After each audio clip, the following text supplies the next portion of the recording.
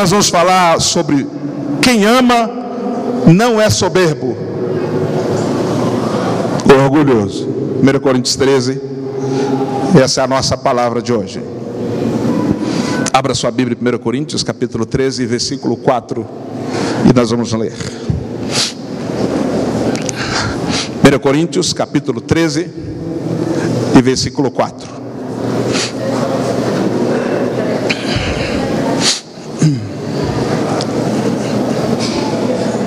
Quem quer ouvir a voz de Deus nessa noite?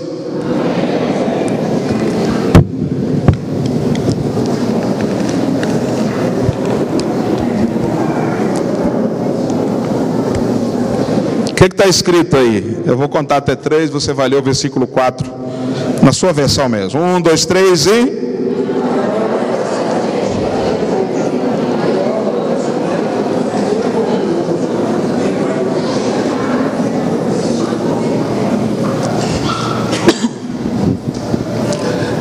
Quem ama não se ensoberbece. Quem ama não é orgulhoso. Nós estamos falando dos 10 mandamentos do amor, mas eu poderia dar um outro tema para esta série. Poderia ser destruindo os monstros que habitam a nossa alma. A soberba é um monstro que dorme com a gente, que acorda com a gente, que vai com a gente para os relacionamentos. A gente casa com esse monstro, constrói uma família com esse monstro e cria-se filhos com esse monstro. Mas hoje nós denunciamos o monstro da soberba. Diga amém, pelo amor de Deus. Levanta a mão direita e diga: Senhor, me ajude a vencer a soberba. Diga: soberba, hoje eu te denuncio no nome de Jesus. Diga: esse demônio vai cair por terra hoje. Quantos creem? Dê um aplauso ao Senhor e grita bem forte: aleluia.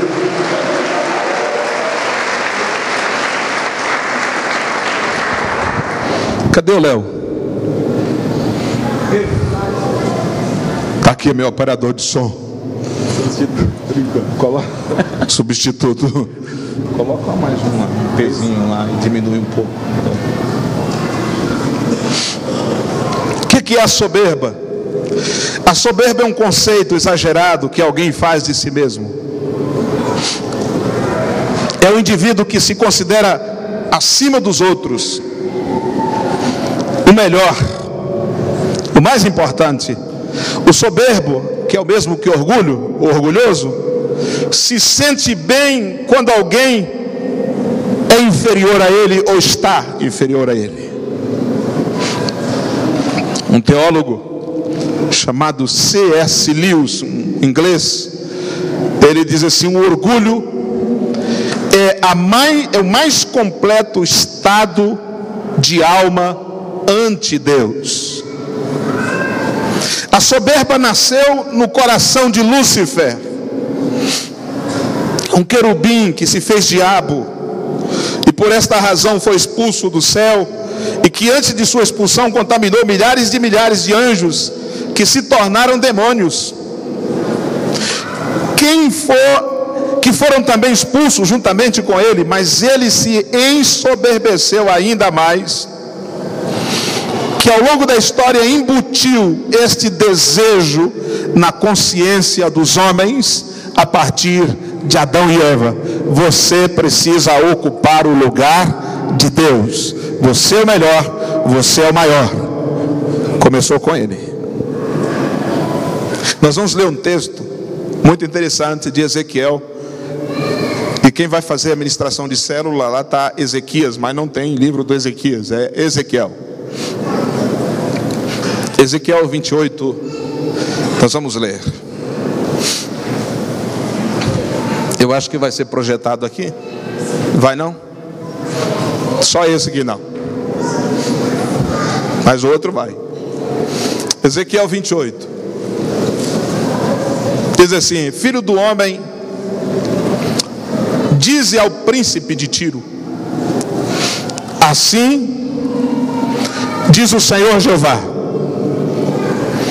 visto como ele elevou o teu coração e dizes: eu sou Deus e sobre a cadeira de Deus me assento no meio dos mares, sendo tu homem e não Deus, e estimas o teu coração como se fora o coração de Deus. Eis que mais sábio és que Daniel. Não há segredo algum que se possa esconder de ti. Pela tua sabedoria e pelo teu entendimento alçaste o teu poder e adquiriste ouro e prata nos teus tesouros. Pela extensão da tua sabedoria e do teu comércio aumentaste o teu poder, e eleva-se o teu coração por causa do teu poder. Portanto, assim diz o Senhor Jeová: pois que estimas o teu coração como se for o coração de Deus, eis que eu trarei sobre ti estranhos, o mais formidável dentre as nações, os quais desembainharão as suas espadas contra a formosura da tua sabedoria e mancharão o teu esplendor. A cova te farão descer e morrerás da morte dos traspassados no meio dos mares. Presta atenção aqui antes da gente continuar. Esse texto é aquilo que no mundo teológico chama de arquétipo. Este rei de Tiro, ele é uma espécie de demônio, de diabo, de Lúcifer, de Satanás. E aí o profeta começa a confrontar a soberba do rei mesmo, o rei de Tiro. Mas a partir do versículo 9, do versículo 10, na verdade, ele começa a falar não a este ser, a este homem, o rei, mas ao ser que havia entrado no coração dele, desse rei. O versículo 9 diz assim: dirás ainda diante daquele que te matar: eu sou Deus, mas tu és homem e não Deus, e na mão do que te traspassa, da morte dos incircuncisos morrerás por mão de estranhos, porque eu falei, diz o Senhor Jeová. O versículo 11 diz assim: veio mais a minha palavra do Senhor dizendo: filho do homem, levanta uma lamentação sobre o rei de Tiro e diz-lhe: assim diz o Senhor Jeová, tu és o aferidor da medida, cheio de sabedoria e perfeito em formosura. Estavas no Éden, jardim de Deus, toda pedra preciosa era a tua cobertura, a sardônio, o topázio, o diamante, a turquesa, o ônix, o jaspe, a safira, o carbúnculo, a esmeralda, o ouro. A obra dos teus tambores, dos teus pífaros estava em ti. No dia em que fostes criado, foram preparados. Tu eras querubim ungido para proteger, e te estabeleci. No monte santo de Deus estavas, no meio das pedras afogueadas andavas. Perfeito eras nos teus caminhos, desde um dia em que fostes criado, até que se achou iniquidade em ti. Na multiplicação do teu comércio se encheu o teu interior de violência e pecaste.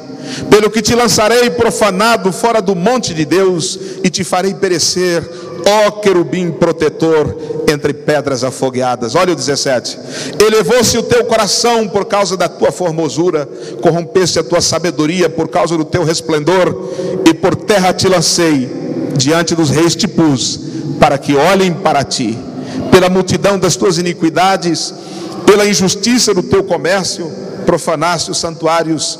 Eu, pois, fiz sair do meio de ti um fogo que consumiu a ti, e te tornei em cinza sobre a terra, aos olhos de todos os que te veem. Todos que te conhecem entre os povos estão espantados de ti. Em grande espanto te tornaste, e nunca mais será para sempre. Amém. É um texto grande, mas é um texto da Bíblia.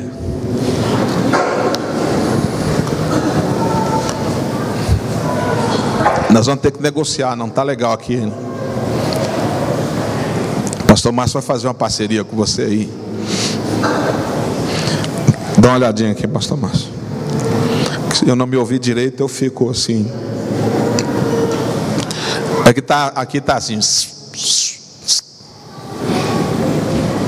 Mas a gente vai conseguir. E isso aqui não é o anjo caído que está fazendo, não.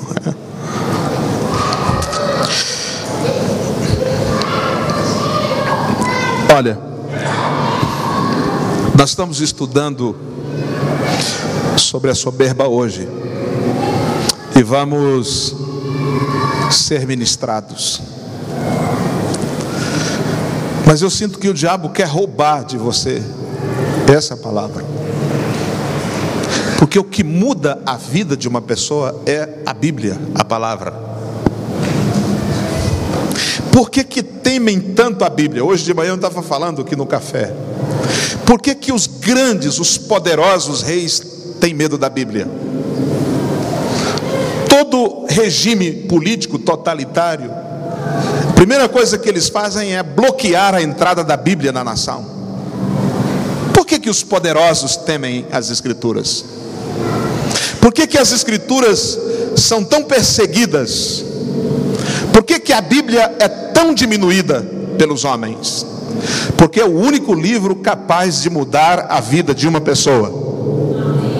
É o único livro capaz de libertar alguém das garras do vício, a Bíblia. Ninguém que leu a Bíblia e praticou a Bíblia ficou pior do que estava, melhorou de vida. Todo homem que lê a Bíblia e pratica se torna um marido melhor. Toda mulher se torna uma mulher melhor. Todo homem que se expõe às Escrituras tem a sua vida transformada. E hoje Deus vai transformar a nossa mente e o nosso coração. Deus vai girar uma chave na tua mente nessa noite e no teu coração. Quem recebe?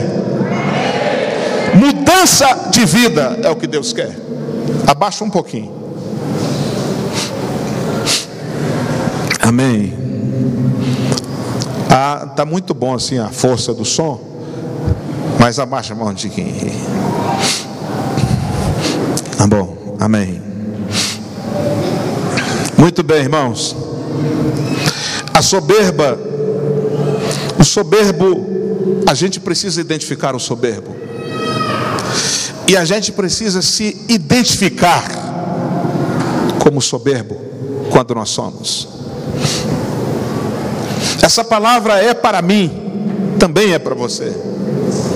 E eu estava me expondo à leitura destes textos, e eu fiquei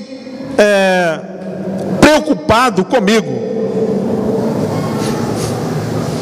Chegou um momento que eu não estava mais interessado em sermão, eu estava interessado no que Deus estava falando comigo. E eu disse: Senhor, quebra a minha soberba, o meu orgulho, aquilo que houver. E a gente percebe que a soberba, o orgulho, é o pecado número 1. Foi ele que deu origem aos demais pecados. Na era cristã, os teólogos católicos chegaram a classificar os pecados capitais em 7. Porque capitais é caput em latim, é cabeça. Os 7 pecados cabeças. E a partir desses 7 desencadeiam-se os demais pecados. E o orgulho, a soberba, dizia o Tomás de Aquino, ele dizia: o orgulho é a mãe, ou a soberba é a mãe de todos os pecados. Tem muita gente soberba que não consegue prosperar na vida por causa da sua soberba. Há muito crente soberbo que não recebe de Deus. Mas hoje Deus vai quebrar a espinha dorsal da soberba em nossas vidas. Vamos ver se você se identifica em alguma coisa. O soberbo diz assim: eu tenho a substância, eu tenho a consistência na minha vida, eu existo para mim mesmo, eu existo para sempre, eu tenho poder em mim mesmo de fazer valer aquilo que eu me proponho.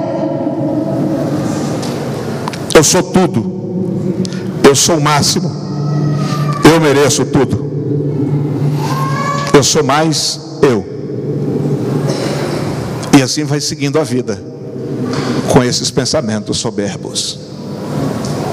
Isso acontece no ambiente familiar, acontece no ambiente de trabalho, acontece em todas as classes sociais. A soberba está inserida. A soberba está inserida também dentro da igreja de Jesus. Mas hoje a palavra vai nos limpar, amém? O que define um soberbo, um orgulhoso? O orgulhoso, ele é competidor. Não pode haver ninguém no mesmo degrau que ele.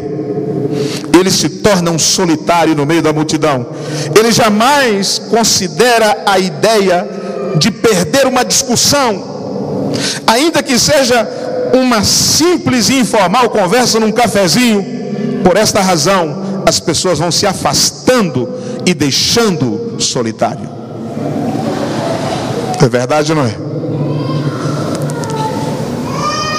O soberbo sabe de tudo. Ele tem que estar acima de tudo.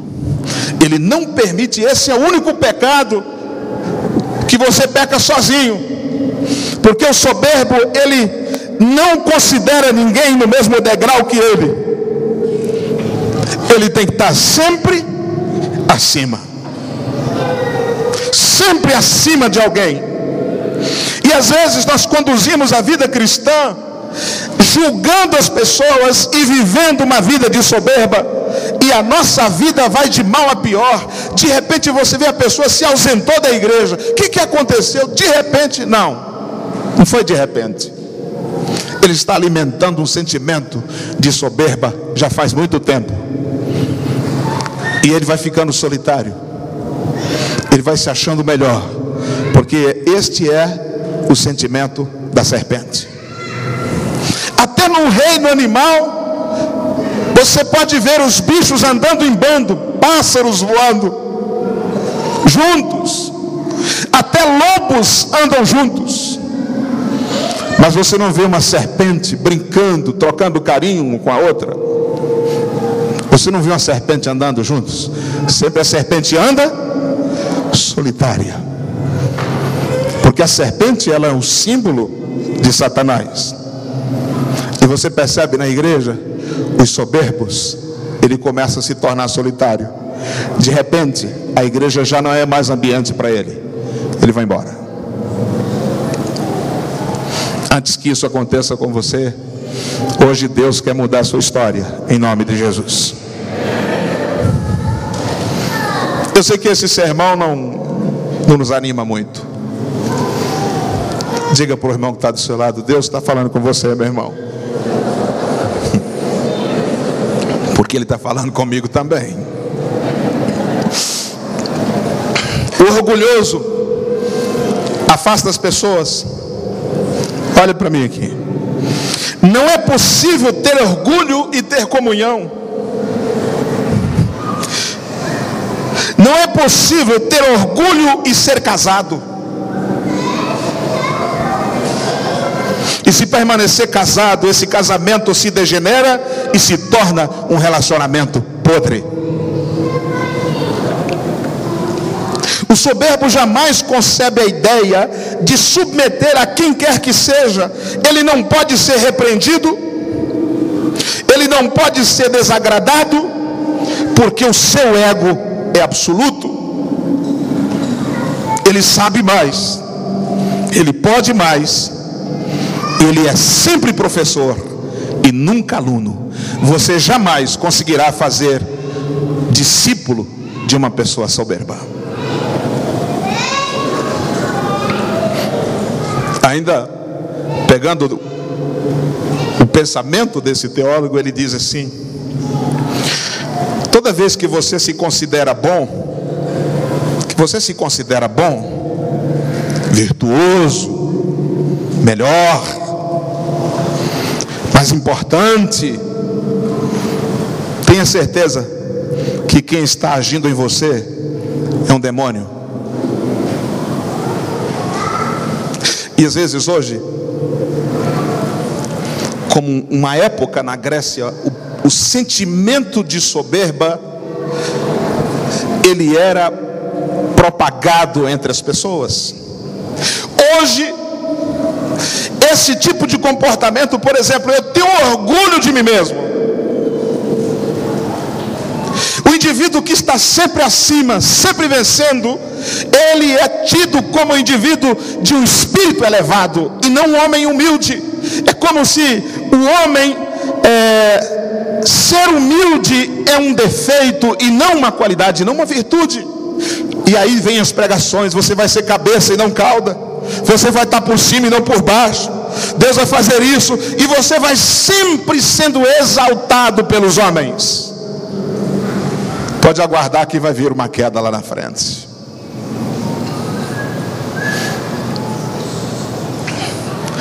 Mas hoje Deus vai tirar a soberba do nosso coração. O soberbo diz assim: quem é você para apontar uma falha em mim? Quem é você para que eu preste conta da minha vida? Quem é você para me aconselhar? Eu faço minhas coisas sozinho, eu tomo minhas decisões sozinho. Ouvir pai? Isso é um coroa retrógrada. Mãe? Uma desequilibrada. Esposa?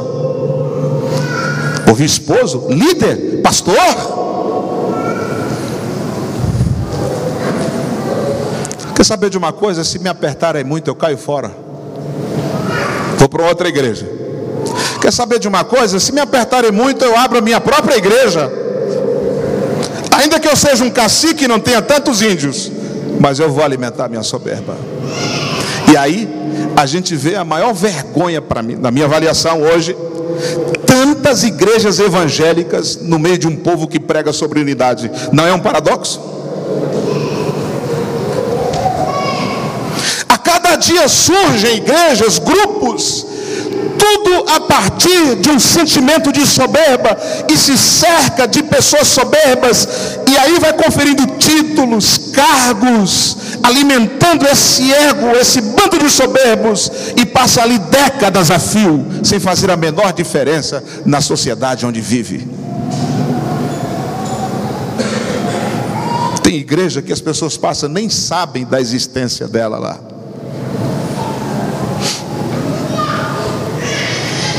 Cada dia surge. Meu ministério agora está colocando a foto. É meu? Eu quase coloquei a foto minha aqui também. E não é aquela fotinha não, não é aquela foto de cavalo de carroça não. Tudo bem.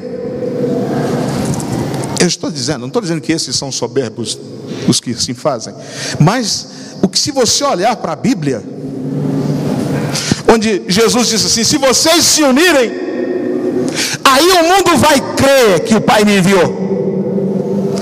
E se vocês se afastarem, vocês vão dizer para o mundo que a minha vinda, o meu envio é uma mentira.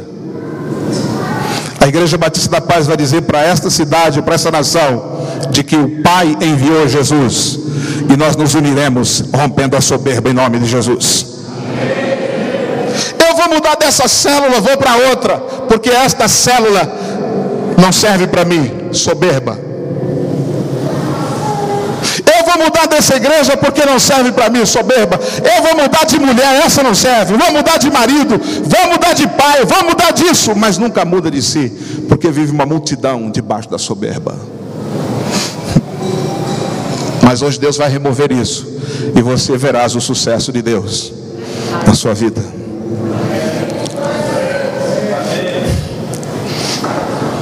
Aleluia. Conversa com o irmão do lado, diga: meu irmão, Deus te abençoe nessa noite.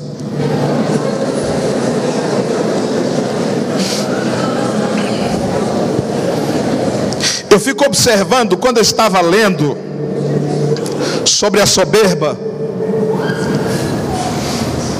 aí a minha esposa entrou lá no escritório e tal, eu disse assim: esse negócio de soberba está pesado. Ela disse assim: a gente vai para o inferno? Eu disse assim: não, eu estou quase que eu estou indo para o inferno aqui. Aí Aí eu fico me vendo e vendo as situações e as pessoas que passaram e que estão na minha vida, seja da minha família, seja dos meus discípulos, seja dos meus colegas. A gente percebe que no ambiente de igreja precisa ser removido esse espírito de soberba. Até um pequeno relatório de célula, o indivíduo diz: não, por que eu vou ter que prestar conta?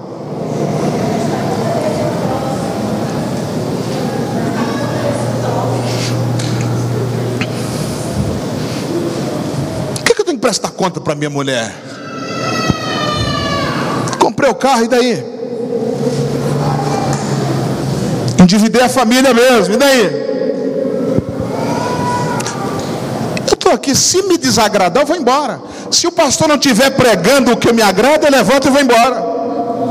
Se meu pai me apertar, eu saio de casa. E crente.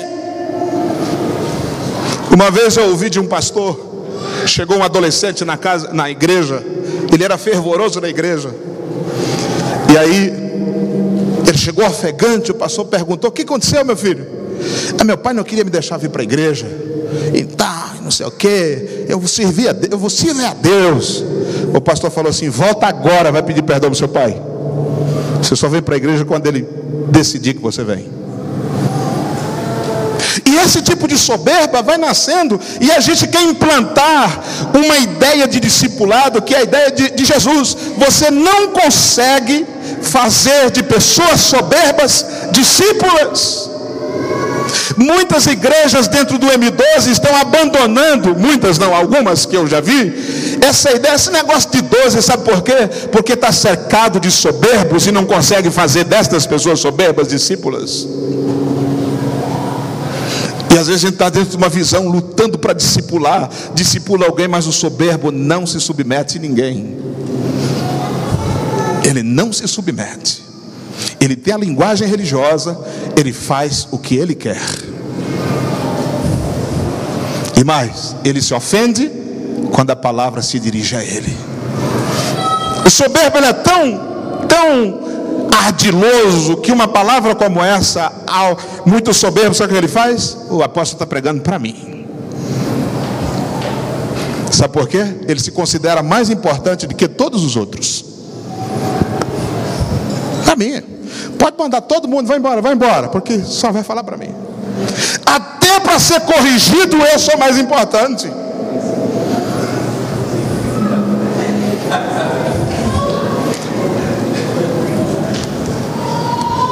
Eu vi uma frase, eu vi um filósofo, sei lá se é filósofo, o que ele é um professor chamado Cortella. Você já ouviu falar dele? Eu estava vendo uma entrevista e ele dizia o seguinte: olha, você sabe qual que é a importância do homem? E depois eu fui pesquisar sobre o assunto e outras pessoas também falam sobre isso, mas eu ouvi primeiro dele. Ele disse assim: nós vivemos em um ambiente que tem 200 bilhões de galáxias, um universo percebido. Meu irmão, 200 bigaláxias. E nós estamos em uma, na Via Láctea, que tem mais de 200 bilhões de estrelas. E dentro dessas estrelas tem uma chamada Sol. E ao redor desta estrela tem planetas. E um deles é chamado Terra. Acredita-se que nesse planeta Terra tenha 30 bilhões de espécies. Mas se catalogaram 3 milhões, agora não lembro se milhões ou bilhões, mas muitas espécies. Vamos botar por baixo, milhões de espécies. 3 milhões. Entre essas 3 milhões de espécies, tem uma chamada humana. E entre essa espécie das 3 milhões, a humana, e entre esses 7 bilhões, tem eu. Você percebeu que dentro de um contexto de existência, a gente não é nada? Por isso que Deus chama Israel, ó vermezinhos de Jacó. Vermezinho de Israel. Vermezinho de Jacó. Tão pequeno somos nós. Por que a gente quer ser Deus? É o mesmo sentimento de Lúcifer. Ele se exaltou por causa da glória que estava nele. Conta-se a história que o jumentinho, quando Jesus estava em cima dele, que ele entrou, ele achou o máximo, as pessoas colocando o ramo e gritando ali. Eu queria falar para os meus colegas jumento que eu sou demais. Jumento não, só o nome, olha. E todo mundo gritava e ovacionava, e o jumentinho levantou o pescoço. E aí no outro dia ele voltou e fez o mesmo percurso, não tinha ninguém. Aí ele falou: eu sou realmente um jumento.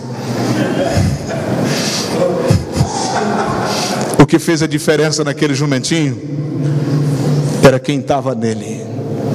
Nós só somos alguma coisa porque Jesus habita em nós. A glória é dele.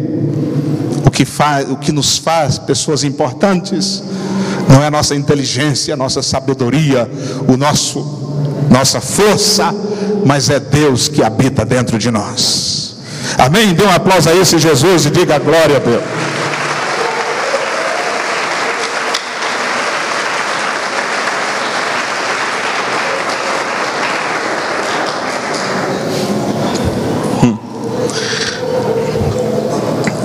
Prestar conta da vida. Quem é você? Você sabe que quando eu comecei a pastorear, uma pessoa disse isso para mim: não, você não é capaz de me dar conselho. Me disse na lata assim. E eu de fato não era, porque ele estava acima, se considerava, e na mente dele ele estava. Já viu aquela expressão? O que vem de baixo. Essa é uma expressãozinha soberba.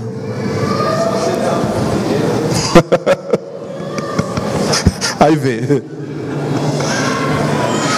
Que Deus remova de nós toda soberba. É por isso que o apóstolo Paulo diz, escrevendo aquela igreja que estava vaidosa, que estava agora ensoberbecida, porque tinha dons espirituais, não é? Era a igreja de Corinto, não é a igreja, é a igreja de Corinto. Paulo disse: olha, quem ama não é soberbo. Deus vai remover essa soberba do coração de vocês, ó Coríntios. E Deus vai remover essa soberba do nosso coração e vai fazer de cada um de nós pessoas melhores, dentro da nossa casa, dentro da igreja, dentro da célula, dentro do discipulado, no ambiente de trabalho e dentro da sociedade.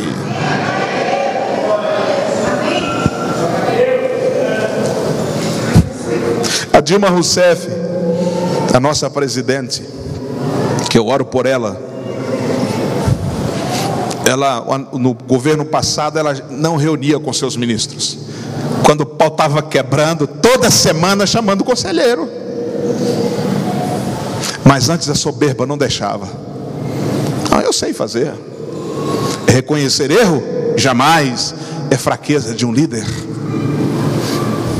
O apóstolo Paulo diz o seguinte: se tem alguma coisa que eu tenho que me gloriar, eu me glorio nas minhas fraquezas, porque é nela que eu me torno forte, porque o poder de Deus se aperfeiçoa na fraqueza do homem. Então não se orgulhe de você, não se ensoberbeça com aquilo que você já tem ou daquilo que você é, porque é Deus em você fazendo isso. Mas Deus, Ele levanta, Deus também abate quem Ele quer. Deus é assim, Ele é Deus. O que a Bíblia diz sobre a soberba? Tem gente que não gosta de perguntar para o irmão, mas pergunta para ele, me ajuda. Meu irmão, o que a Bíblia diz sobre a soberba? O que a Bíblia diz sobre a soberba? Tem texto sobre a soberba? Tem história de homens soberbos. O rei da Babilônia, o Nabucodonosor, ele era um rei poderoso. Ele foi ficar no mato comendo capim como bicho, e depois que ele estava lá humilhado, afrontado, diminuído, há um texto que ele disse: realmente Deus humilha quem é soberbo. Então não espera chegar a esse ponto, não. Não espera, não. Deus, o os tem como dignos de morte os soberbos. Vamos ler um texto que eu acho que esse vai ser projetado, quem não vamos acompanhar. Diz assim, Romanos capítulo 1: E como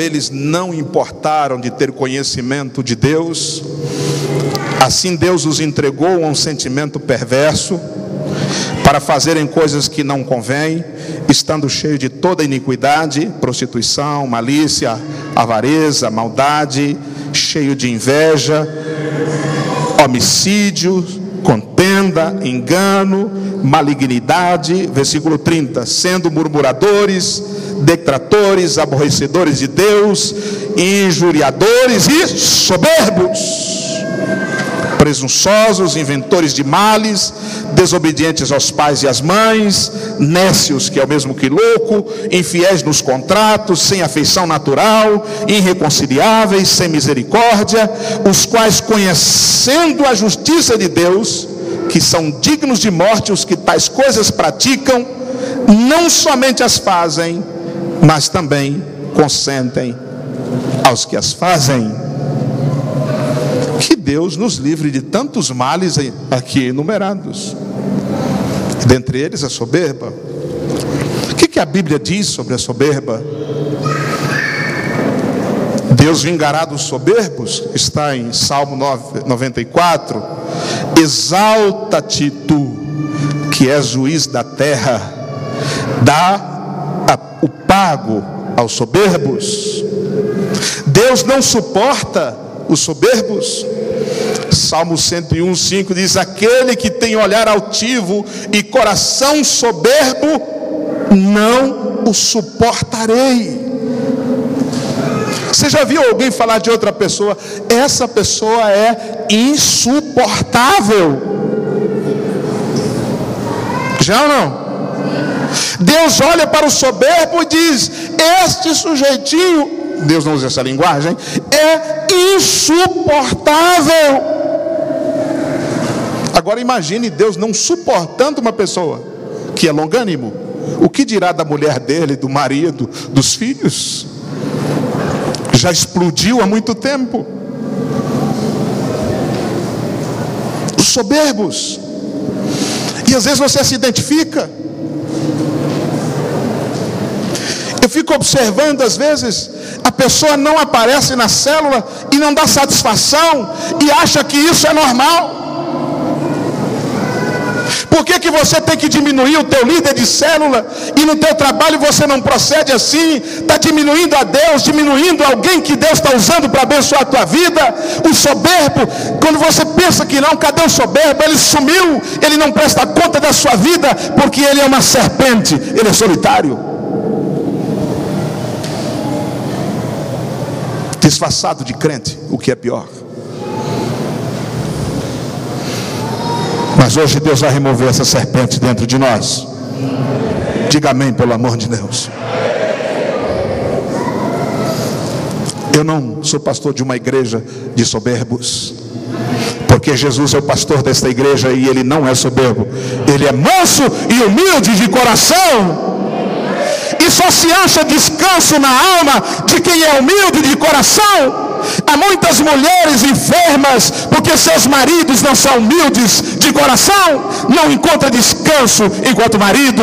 Há muitas mulheres que os maridos estão enfermos porque elas são arrogantes e ele não acha descanso nos braços dessa mulher, procura outra.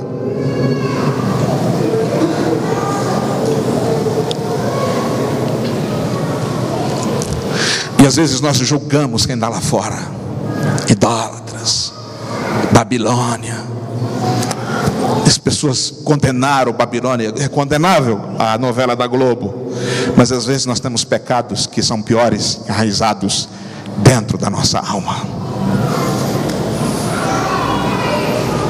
Não estou defendendo Babilônia. Eles até tiraram, foi uma cartada errada que deram, tiraram algumas cenas. Os soberbos. O que a Bíblia diz sobre o soberbo? Em Isaías 2,12 diz: porque o dia do Senhor dos exércitos será contra todo soberbo e altivo, e contra todo o que se exalta para que seja abatido. É como um pássaro que é abatido pelo flecheiro. De vez em quando a gente vê um casamento sendo abatido. Você vê um indivíduo, um líder sendo abatido. Por que ele está sendo abatido? Às vezes pelo próprio Deus, por causa da soberba. Porque a gente acha que Deus é aquele velhinho, Papai Noel. Filhinhos, oh filhinho, não peca. Não faz isso com o vovozinho, filho.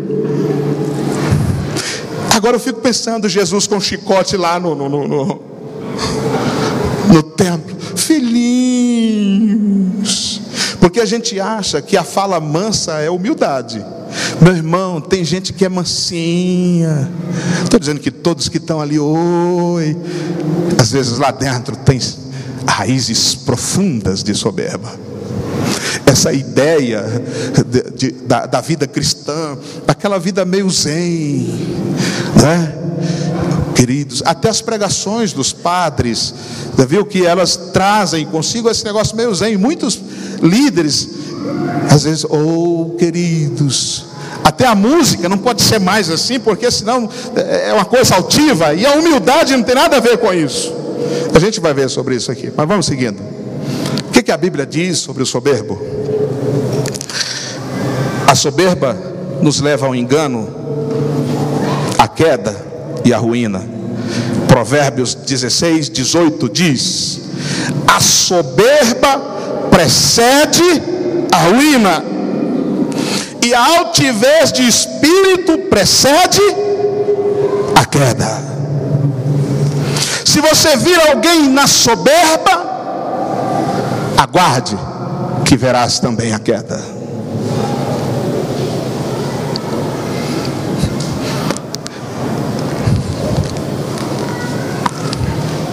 Existe uma coisa que a escola, o mundo, a academia não nos ensina: a sabedoria. A sabedoria, ela é percebida. Você quer perceber de algumas coisas na sua vida? Olhe para os seus antepassados. Eu estava lendo uma matéria sobre longevidade, e aí dizia-se que se você teve pessoas longevas, ou pessoas que viveram muitos nos seus ancestrais, é possível que você também viverá muito.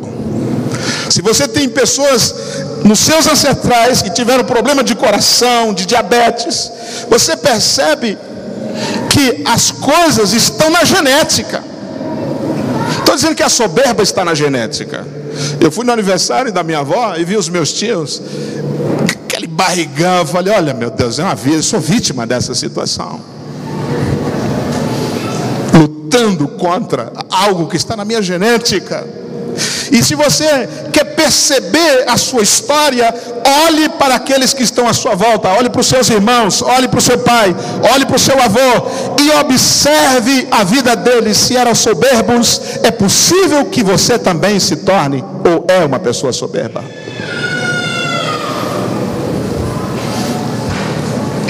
Se identifique e se cure. A soberba diz assim em Obadias: a soberba do teu coração te enganou. Aí, vamos, está aí o texto? A soberba do teu coração te enganou. O que foi que enganou a Edom, que era Esaú? A soberba. Não foi a cigana que enganou ele. Não foi o estelionatário que o enganou. Quem foi que o enganou? A soberba, ela nos engana. Deus diz assim para o Edom: a soberba do teu coração te enganou, como que habita nas fendas das rochas, na sua alta morada, que diz no seu coração, Edom: quem me derribará em terra? Pode aguardar que será abatido. O que a Bíblia diz sobre a soberba? Deus resiste e não favorece ao soberbo. Tiago 4 diz: antes dá maior graça. Portanto diz: Deus resiste resiste aos soberbos. O que Deus faz com os soberbos? Imagine você resistir a alguém. Vem aqui, pastor Wanderson. Sabe lutar karatê? Isso é para minha fichinha, né? Tá chegando, vem falando, posso, né? Vem falando comigo. Tá... O negócio.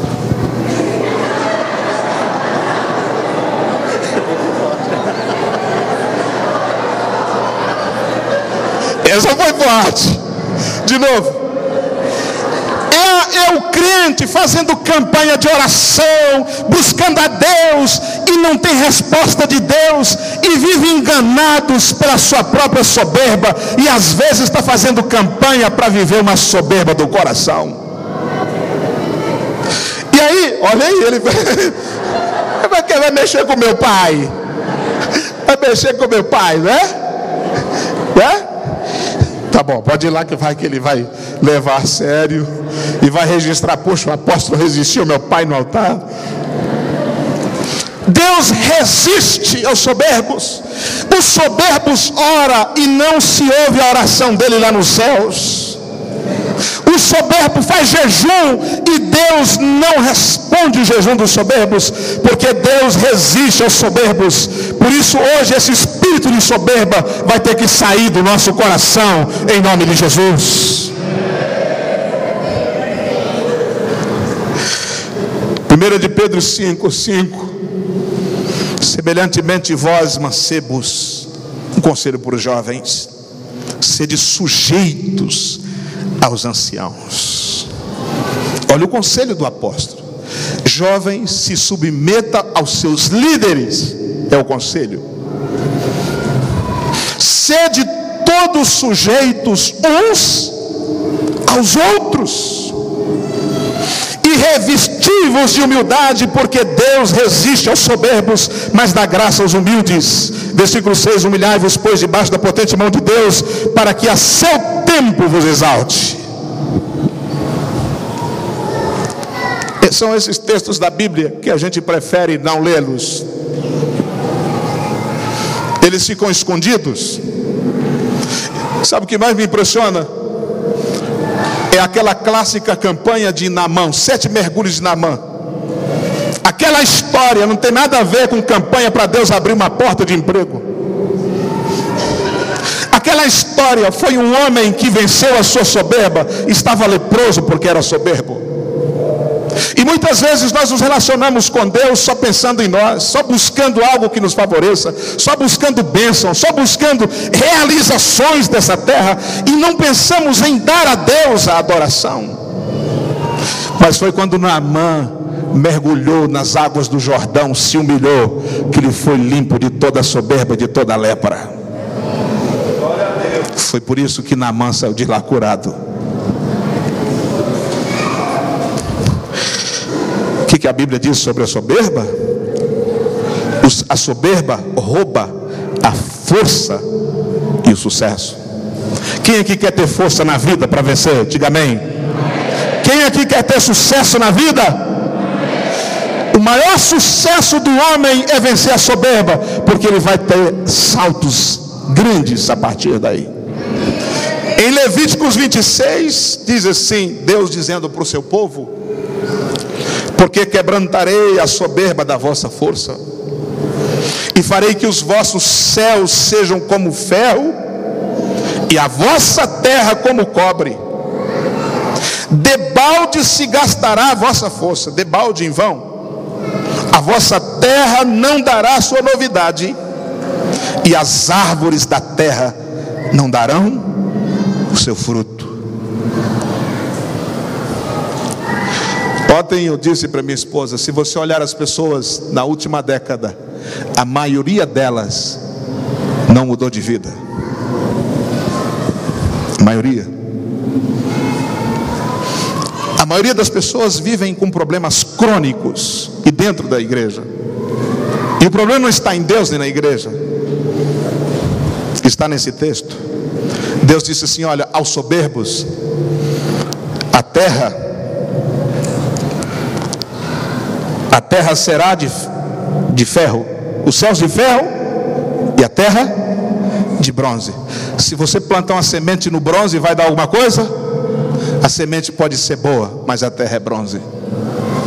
Os céus, a vossa terra não dará sua novidade. Os céus sejam como ferro. Tem muita gente que a chuva não está vindo sobre a sua sementeira por causa da arrogância, da soberba, e ele está clamando, passando décadas sem ter sucesso com Deus, sem ter sucesso na vida, por causa da soberba. E desce o túmulo com ele. A soberba é tão poderosa na vida de uma pessoa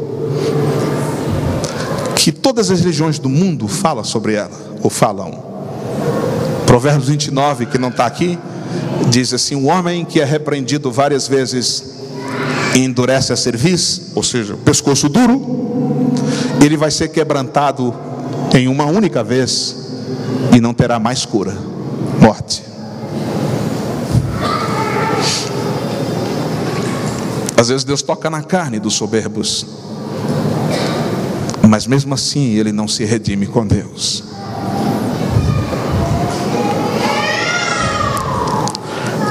Tem uma senhora, disse, bem, não vou contar isso aqui porque está gravando e põe na internet, e aí depois tem que vigiar agora, não vai ficar só aqui, não é? Vamos lá. Deus humilha aos soberbos.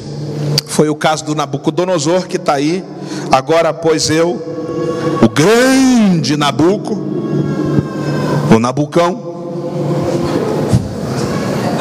o poderoso, o cara dos caldeus, o temível Nabuco, eu, o Nabuco, o todo-poderoso da Babilônia, louvo, exalto e glorifico ao Rei dos céus. Quem te viu, quem te vê, Nabuco. Porque todas as suas obras são verdades, e os seus caminhos juízo, e pode humilhar, se pode, aos que andam na soberba. Olha para o Nabuco aqui. Está falando com um cara que viveu isso. O Nabucodonosor dizia: o homem que era considerado como Deus, ele cresceu seus cabelos, suas unhas. Eu acredito que talvez aí era uma espécie de lobisomem. O lobisomem Nabucodonosor. Ele foi humilhado por Deus, porque Deus humilha os soberbos para extrair dos soberbos a vida dele. Paulo disse que entregou o corpo de uns discípulos dele para o diabo, para ver se salvava pelo menos a alma. Tem gente que precisa chegar a esse nível. Por último, o que a Bíblia diz sobre a soberba? Provérbios 11:2 diz: vindo a soberba, virá também a afronta, mas com os humildes está a sabedoria. A soberba é um monstro que habita em nossas almas. Para vencermos, precisamos confrontá-lo. Que tipo de arma eu tenho que usar para vencer a soberba? É o mesmo sentimento que houve em Cristo Jesus, sendo manso e humilde de coração. Uma coisa é Deus exaltar você, outra coisa é você se exaltar. São duas coisas bem diferentes. O que eu tenho que fazer? Limpar o coração. Aqui vem um antídoto da soberba. E nessa noite de domingo, Deus está nos ensinando. Deus está ajustando a nossa alma. Se ouvirdes a voz do Senhor teu Deus, não endureçais o vosso coração. Limpar o coração está em Mateus 7, Marcos, aliás, 7:20. Vamos ler.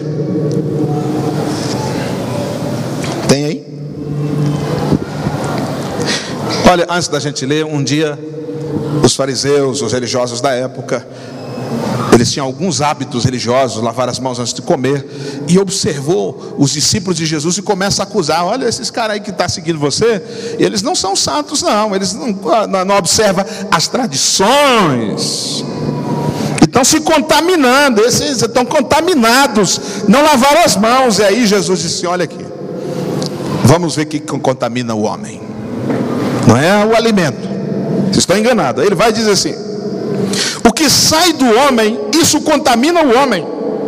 O 21 diz: porque do interior do coração dos homens saem os maus pensamentos. De onde saem os maus pensamentos? De onde saem, irmãos? Grita bem forte: do interior dos homens. É de lá que saem os adultérios, é de lá que saem as prostituições, os homicídios, os furtos, a avareza, as maldades, o engano, a dissolução, a inveja, a blasfema, a soberba e a loucura. Todos estes males procedem de dentro e contaminam o homem. Ele disse: o que você põe na boca, depois vai para o esgoto, mas o que sai da boca te compromete.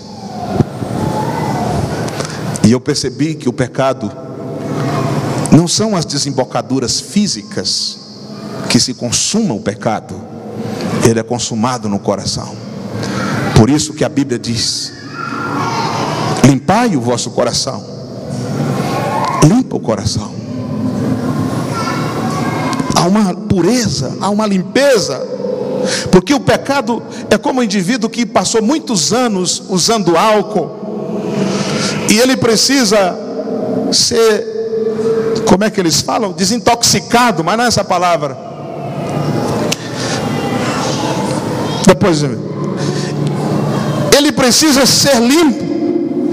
O indivíduo que usou drogas por muito tempo, ele precisa de um período para se limpar, desintoxicar, porque ainda que ele pare de usar, mas amanhã ele está sob o efeito por causa do tóxico que está nele. Depois de amanhã ele está sob o efeito, e nas suas células estão ali enraizado, ali engendrado o vício da bebida e etc e tal. Ele precisa de um período para purificar-se. Por isso que a Bíblia diz que Jesus perdoa e purifica. Então hoje Deus vai limpar o nosso coração em nome de Jesus.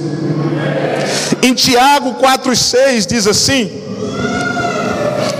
nós já lemos esse texto: antes da maior graça, portanto, diz: Deus resiste aos soberbos, porém dá graça aos humildes. Sujeitai-vos, pois, a Deus, resisti ao diabo, e ele fugirá de vós. Semelhantemente vós, mancebos, sede sujeitos aos anciãos, e sede sujeitos uns aos outros, revesti-vos de humildade, porque Deus resiste aos soberbos, mas dá graça aos humildes. Humilhai-vos debaixo da potente mão de Deus, para que a seu tempo ele vos exalte. Provérbios 29 e 23 diz: a soberba do homem o abaterá, mas o humilde de espírito obterá a honra. Por último, quero encerrar com esse versículo de 1 João 2,15. Diz assim: não ameis o mundo, nem o que há no mundo. Se alguém ama o mundo, porque tudo o que há no mundo, a concupiscência da carne, concupiscência é o desejo pecaminoso da carne, a concupiscência dos olhos e a soberba da vida, não é do Pai, mas do mundo. E o mundo passa, e as suas concupiscências, e a sua concupiscência, mas aquele que faz a vontade de Deus permanece para sempre. Amém. Que Deus abençoe a cada um de nós nesta noite. A Ele a glória, a honra, o louvor para todos sempre. Dê um aplauso a Ele, a Jesus de Nazaré. Mais forte para Ele. Exalte a Ele. Exalte a Jesus. Pode aplaudir mais forte, Jesus. Nós nos humilhamos debaixo das mãos de Yeshua.